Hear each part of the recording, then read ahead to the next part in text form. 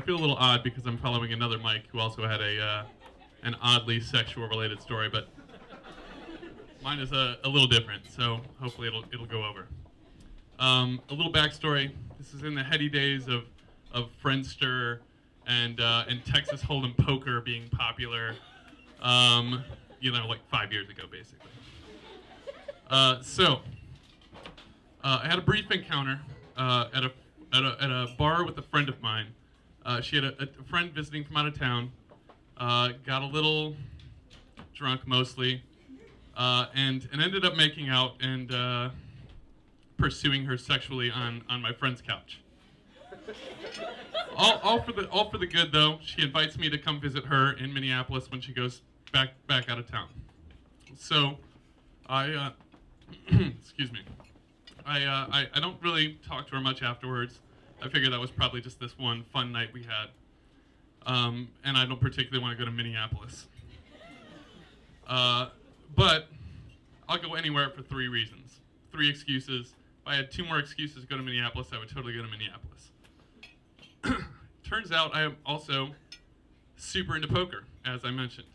A friend of mine informs me that there's a poker house just outside of Minneapolis that does weekend tournaments every weekend, Sunday, $50 buy-in, tons of people, huge, huge money to be won. 2 reasons.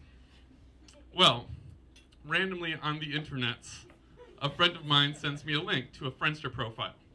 I check it out, and I'm looking over, looks like, oh, it's a pretty girl. She's tall, skinny, lithe, very modelly. I'm looking over her interests, and her interests are tall, bald, white guys with big noses. And I don't know if you noticed when I came up, but I have what I like to refer to as distinctive features. So I read a little further, and she's she's into tattoos. None of those, unfortunately. I get to the bottom, and she has a little part at the bottom that says, "I also love to give blowjobs." And I think to myself, what a coincidence. Because I love to get blowjobs. So I send her a message. Obviously, I just have to send this person a message.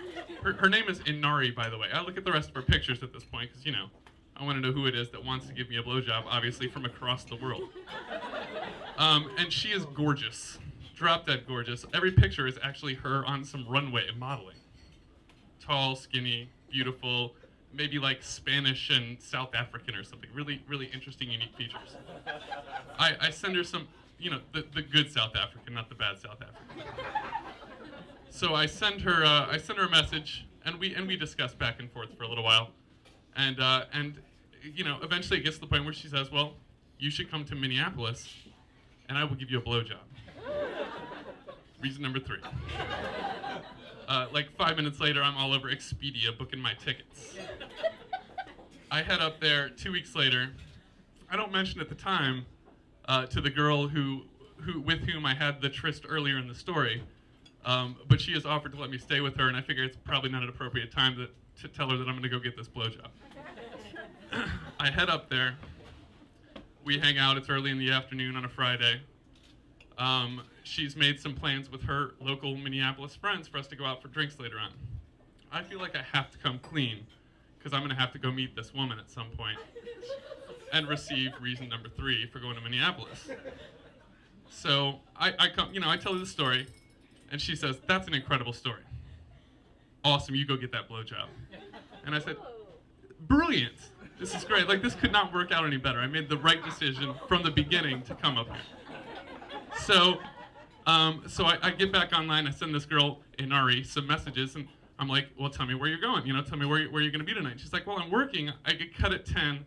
I cocktail waitress at this fancy bar downtown." And she tells me the name. I've forgotten the name now, but it's the only fancy bar in Minneapolis. So I explain where we're going or where I need to be that evening to my host, and she says, "Oh, well, that's funny. That's where we're going for drinks." I say, "Perfect." It's like God has handed me the perfect weekend. So her friends gradually arrive at the house in preparation for us to go out for our drinks. One friend comes in. She, of course, tells the story immediately, is super excited. Everybody's super pumped. I show pictures. We're all into this. Finally, her final friend comes over. I explain the story. She says, oh, what's her name again? Oh, Inari. She's like, really? Let me see her. Let me see her. I show her the picture. She takes a look for a second, looks at me, and she goes, honey, I'm really sorry, but that is a man. So I think to myself, well, I've come this far.